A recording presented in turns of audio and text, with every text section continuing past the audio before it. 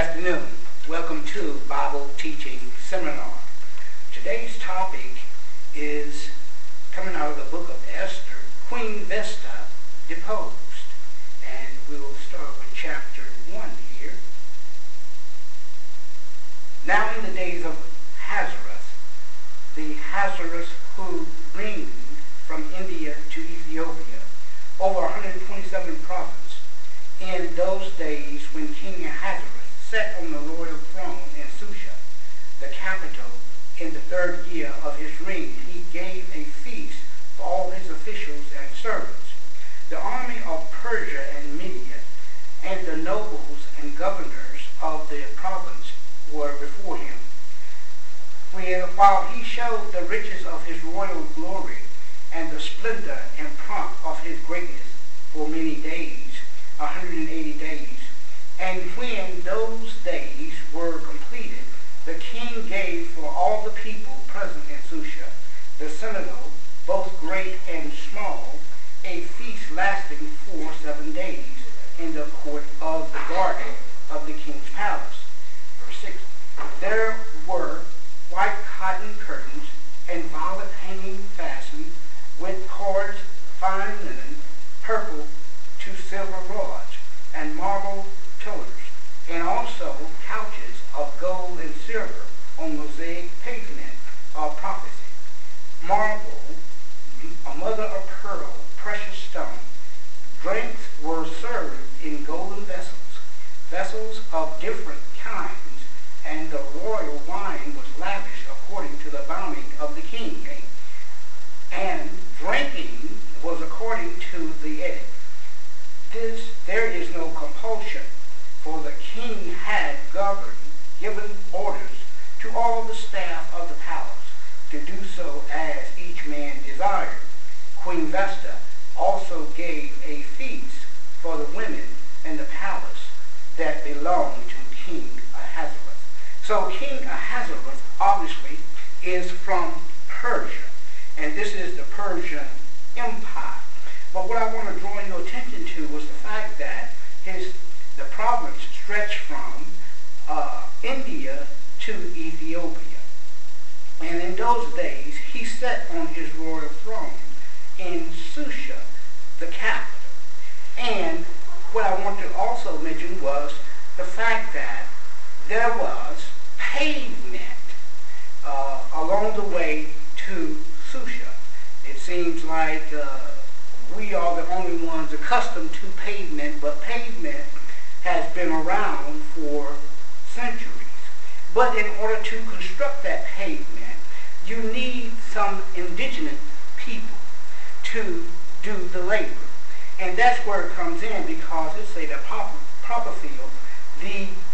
This is a type of lava rock. It has to be cut sand and placed.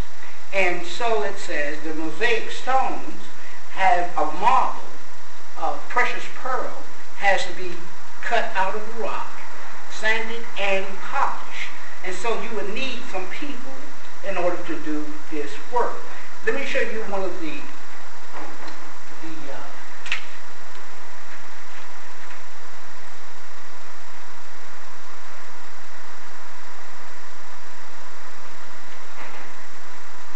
maidens.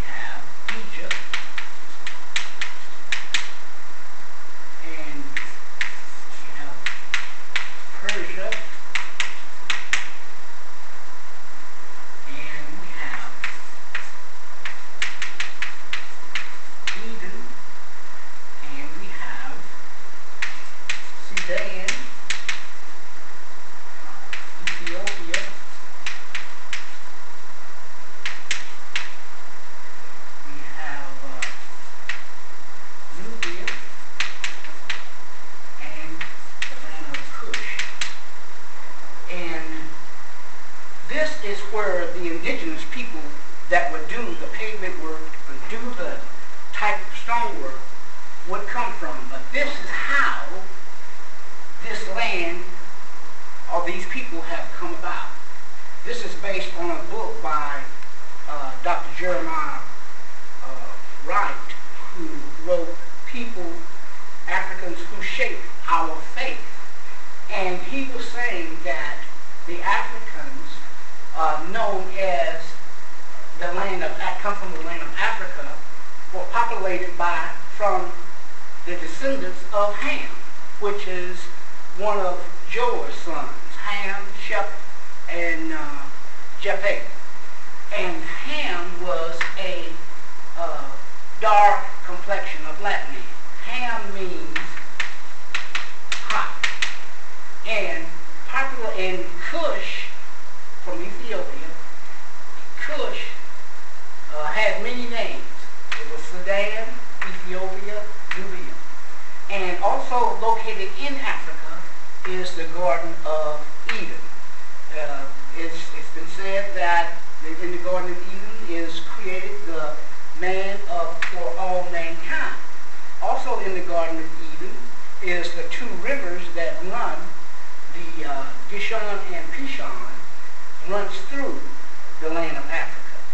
And here we have Arabia, and here we have the land of Egypt, and here in between is Canaan land. And the land of Ham stretches all over into the Canaan land. It stretches from Mesopotamia to Asia to India. And so that's where you will get the people. And the prophets, 127 of it, included all of this Canaan land, some of Canaan, and other territories as well. Now, from Egypt, from Ethiopia, mean black, Cush mean black. Cush derived some of the inventions and sayings from which ended up in Egypt. And in Egypt, you have the pyramids, you have the mathematical equation of pi, and from that you have Greek scholars who came over to Egypt and stole some of those inventions. So you see, Africa, or the black people, are populated throughout the land, and not only in the land, but consist of in the Bible. And some of those black people are, let me tell you,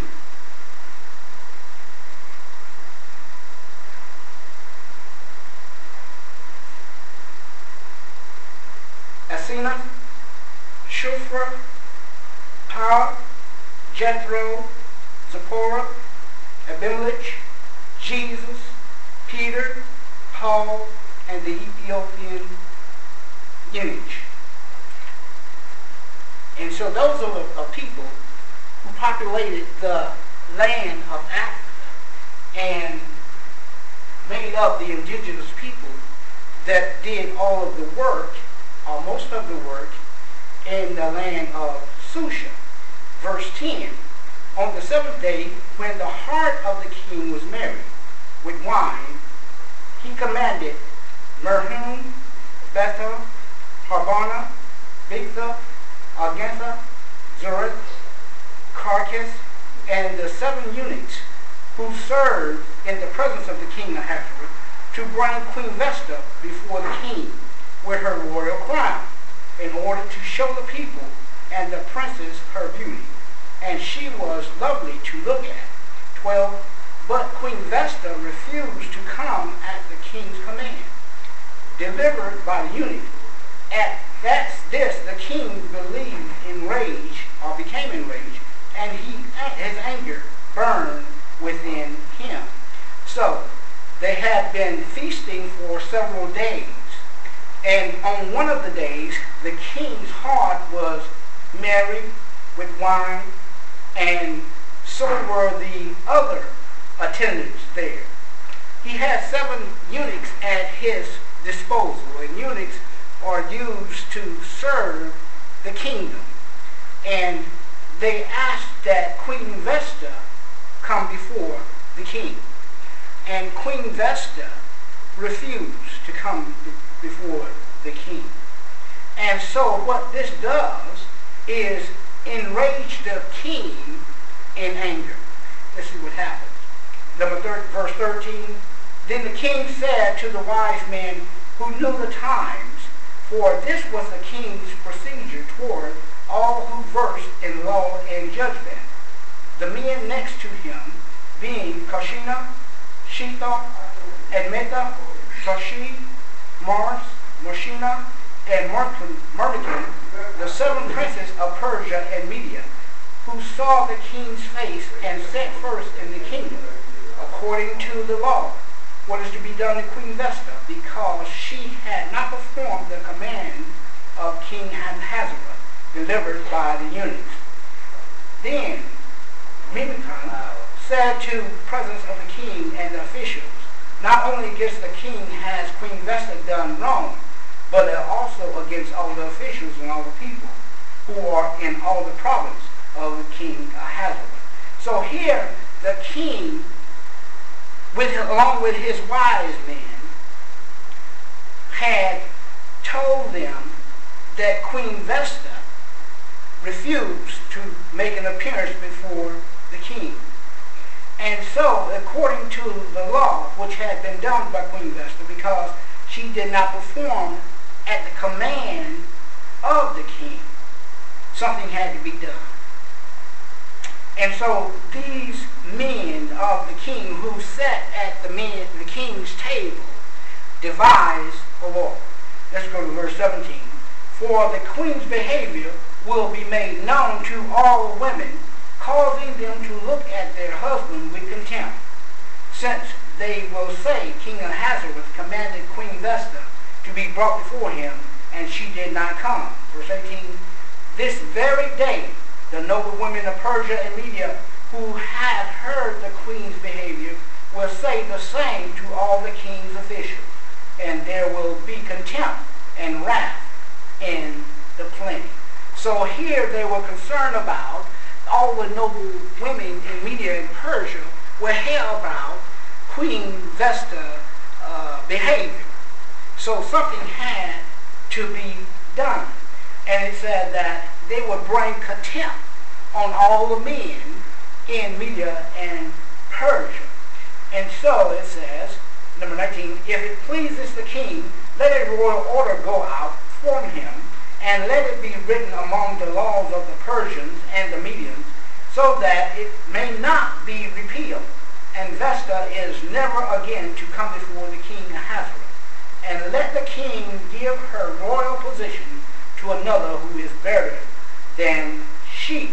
So here they had asked the king to devise a law saying that Queen Vashti is no longer to appear before the king.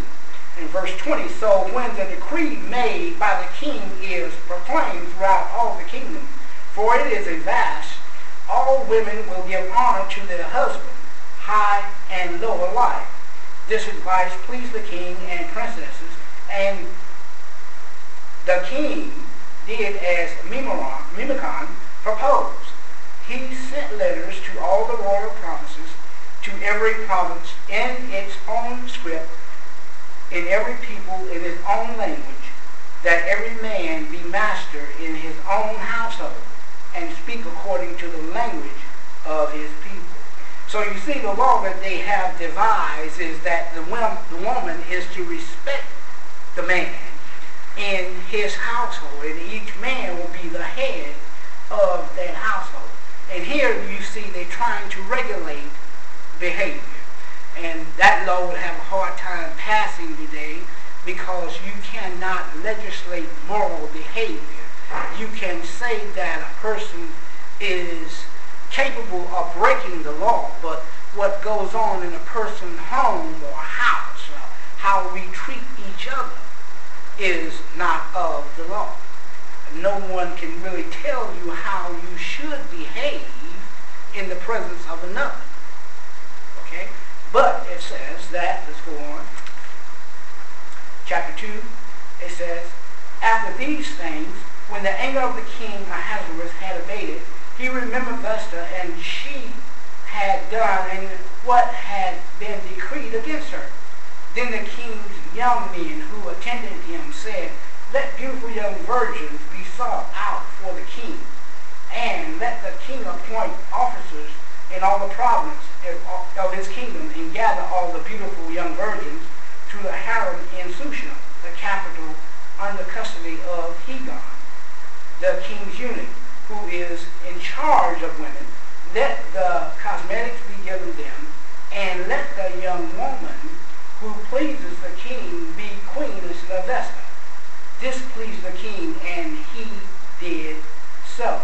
And so after the king's anger abated, after he was no longer angry at what Queen Vashti had done, and they had passed the law, the young men decided that it'd be good if you pass another law saying that let all the young virgins be gathered together. And once we gather them together, then we will choose another queen. And so that's what they did, and that pleased him. Verse 5. Now these was the Jews in Shushan, the senators, whose name was Mordecai, the son of Jar, the son of Shimei, the son of Kish, a Benjamite, who had been carried away from Jerusalem among the captives, carried away with Jehoiakim of Judah, and Nebuchadnezzar, king of Babylon, had carried away. He was bringing up Hadalus, this is Esther, the daughter of his uncle, for she had neither father nor mother.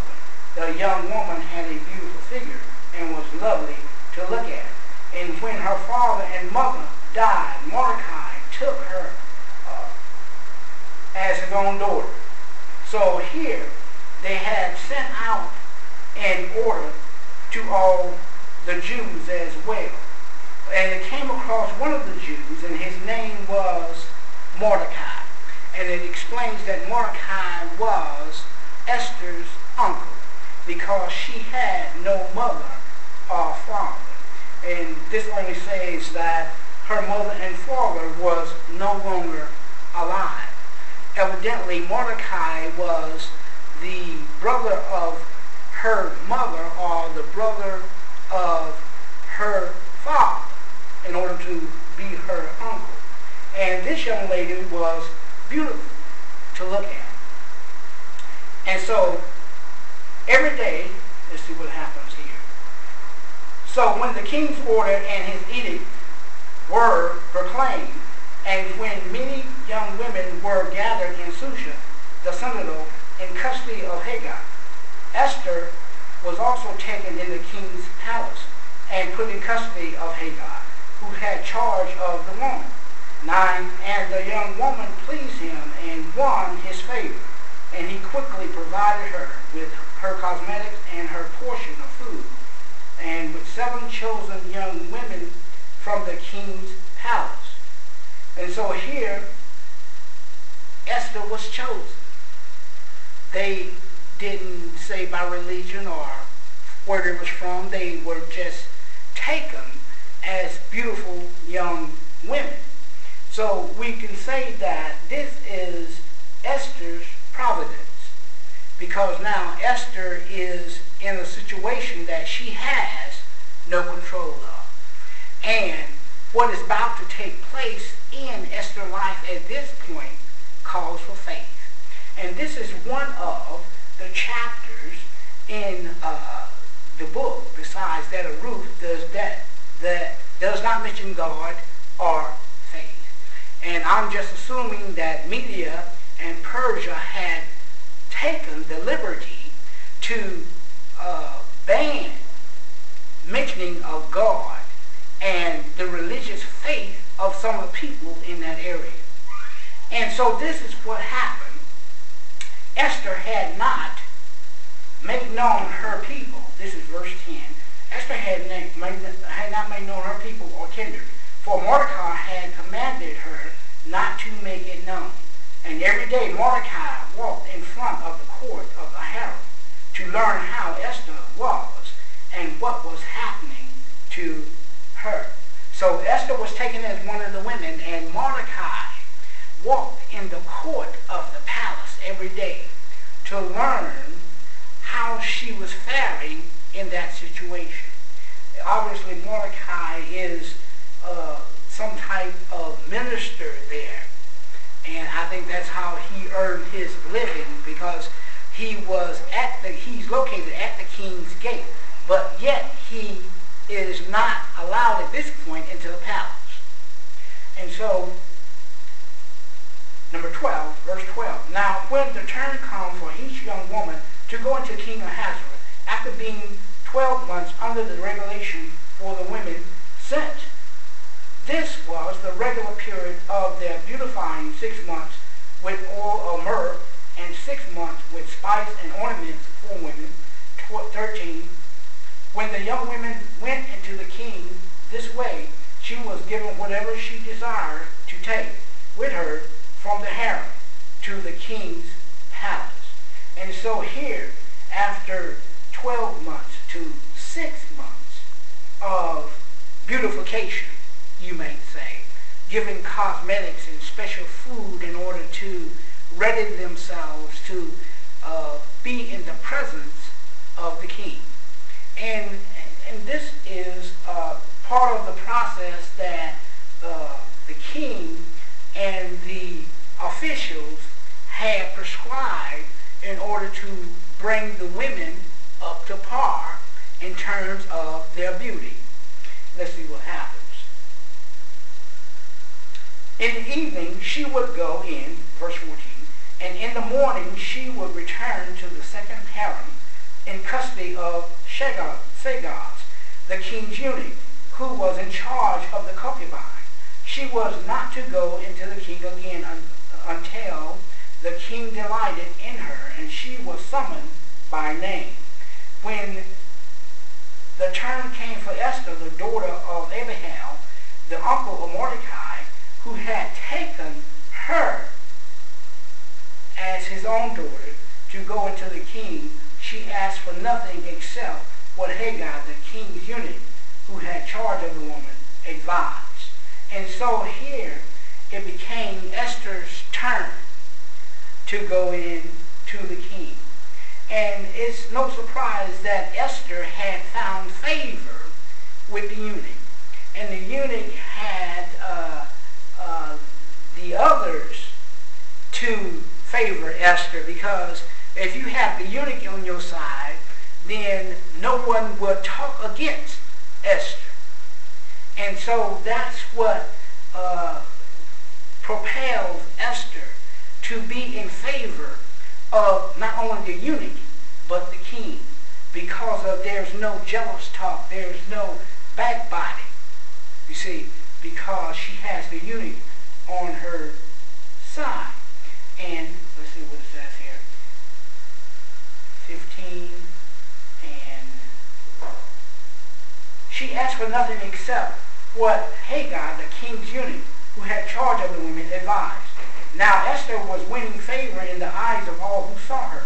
16, and when Esther was taken to King Ahasuerus into the palace, royal palace, in the 10th month, which is the month of Tebeth, in the 7th year of his reign, the king loved Esther more than all the women.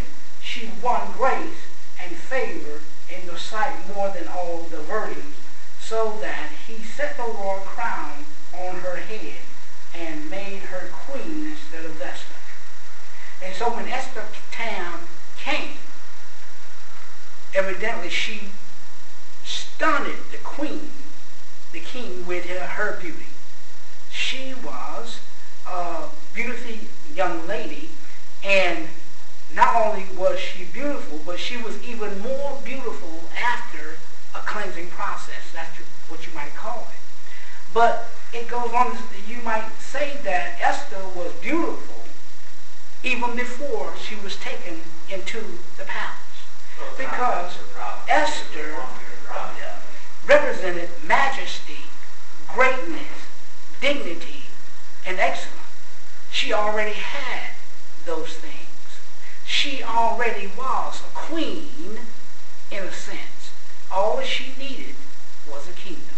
And you see so many people today who are as descendants of the land of Ham. We have royal blood in our veins. We are not all indigenous workers, but some are king and princesses. And the sooner we come to realize that, the better off we will be. But a lot of times I think we have substituted materialism for salvation. And so what happens is the riches of this world has taken away our divided attention and caused us to be a divided people. Let me read one of the verses I have.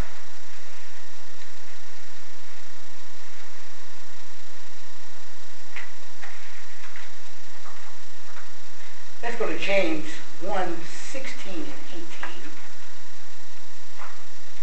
And it said, James, do not be deceived, my beloved brothers. 17, every good gift and every perfect gift is from above, coming down from the Father of lights, with whom there is no variation or shadow due to change. 18, of his own will be brought us forth by the word of truth, that we should be a kind of first fruit of his creation. So it says, do not be deceived. Every good and perfect gift is from the Lord above. And we hear this all the time. But very few people have any idea of what it means. And he has, it's no variation like it is. It says that his light does not vary. We do not, as a light or as a shadow of light, like the sun or the moon or the stars, have that type of shadow in our life or in our heart. That's saying that those people who do not know God for themselves, or like a shadowing light, or like something that comes about because it's destined to happen. But it says that we are the first fruit of what? His creatures. We are created in the image of God, and we have the Spirit of God. And so that's what we allow the world to take away from us, take away who we are in God, take away that spirit to serve God. And let me read another verse. Let's go to Psalms 105:11.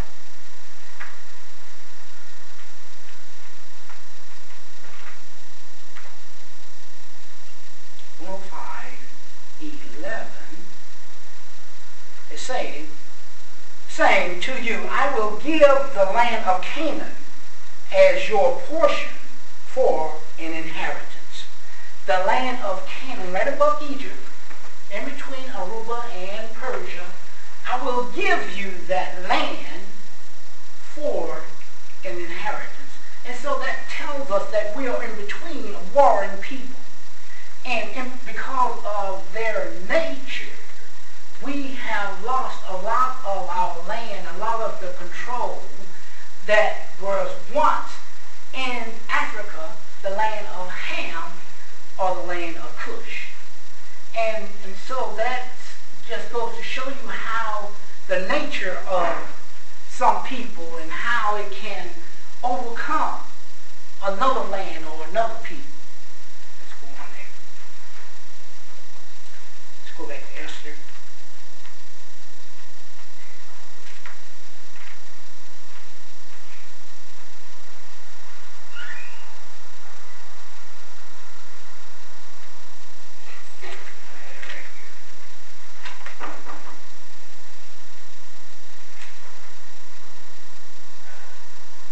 Verse 18, then the king gave a great feast, and all his officials and servants. It was Esther's feast. he also granted a remission of taxes to the province and gave gifts with royal generosity. And so here, after Esther had been crowned queen of Susha, he gave a great feast. So he was happy with the selection that was made, that Esther was now queen, but he knew very little about Esther. Let's look at number 19. Now, when the virgins were gathered together the second time, Mordecai was sitting at the king's gate.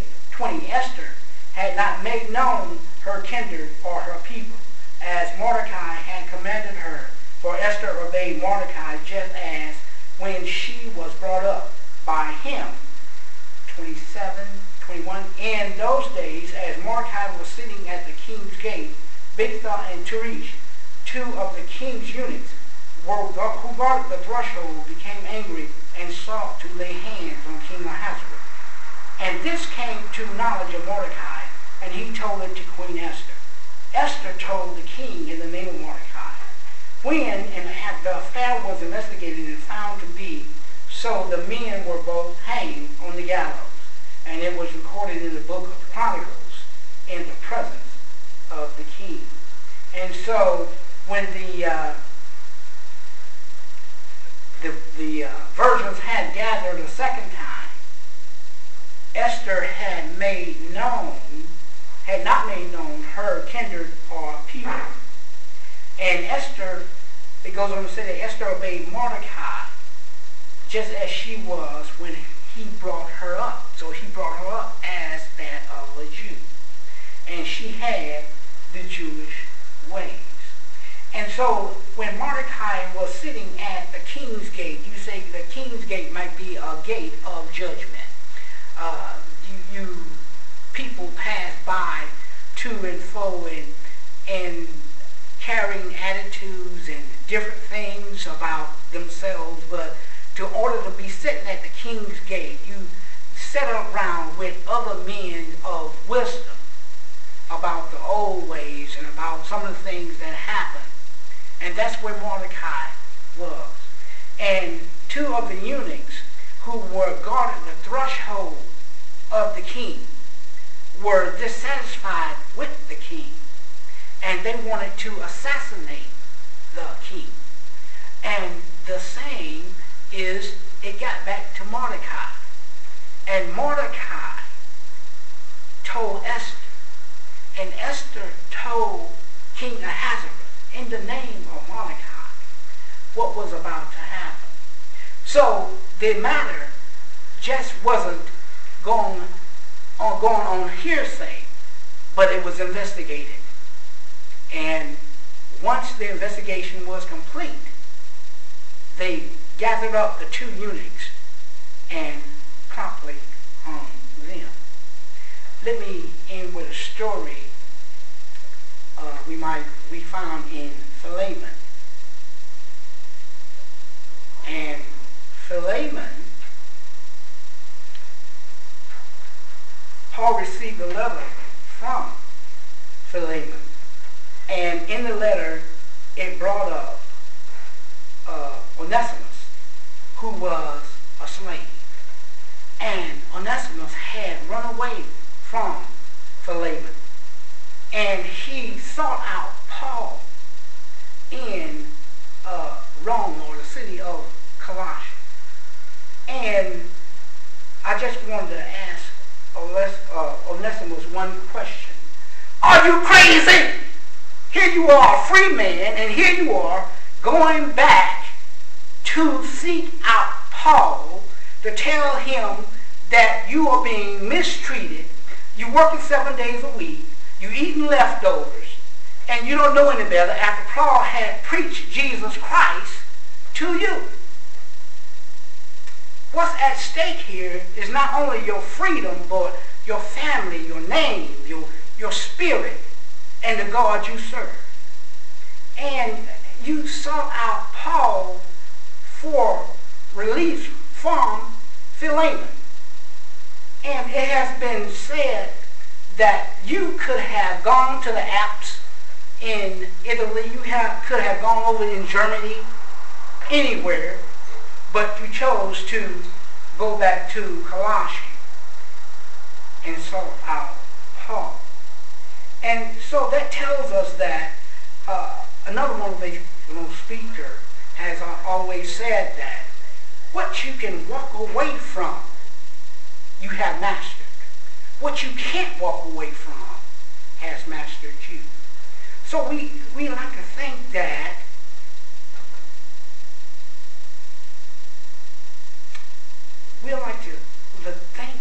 he sought out Paul because he didn't know what else to do. And that's a lot of, maybe that was his rationale, but he was free. And so we ourselves wondering when Jesus will return. We take the bread and wine and we do this in remembrance of Jesus. And 1 Thessalonians 5:2 says that the Lord comes as a thief in the night. Let me take you to the throne of grace. Heavenly Father, we thank you today, for we know that you are a holy God. You are a God with no beginning and no end, no past and no future. But we see you as an eternal God, a God who has made a way out of no way. But so many have asked the question, is there a healing balm in your yard? They're needing a touch for their souls. They need a touch of your spirit. They need you in their everyday lives. And oh God, you have given us your Son, Jesus Christ, as that healing balm, who has blessed us with a soul to please you, who has given us his spirit to serve you. We ask that you bless our families today. Bless those in hospitals. Bless those in beds of affliction. Bless those behind prison bars. Bless our nation today. Bless our leaders today. Bless our troops today. Bless those around the world. Bless those perishing in their own sin. In Jesus' name we pray. Amen. And remember, my friends, let nothing come in between you